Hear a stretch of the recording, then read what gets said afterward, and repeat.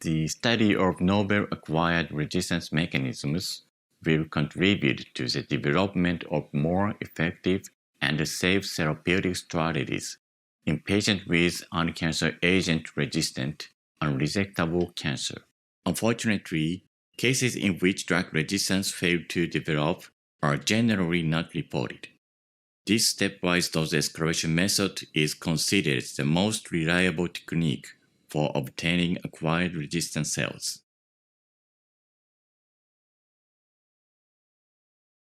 To determine the appropriate afatinib resistance concentration, culture PC9 cells in growth medium in a 10 cm cell culture treated dish at 37 degrees Celsius and 5% carbon dioxide.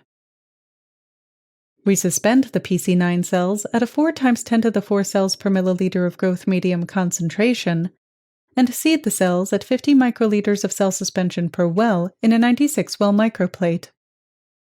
After an overnight incubation in the cell culture incubator, treat the cells with 50 microliters of afatinib solution per well at 6 replicates of the indicated concentrations, and after a 96-hour incubation in the cell culture incubator, add 15 microliters of MTT dye to each well. After 4 hours in the cell culture incubator, add 100 microliters of solubilization stop solution to each well, and return the plate to the incubator overnight. The next morning, measure the optical density at 570 nanometers on a microplate reader.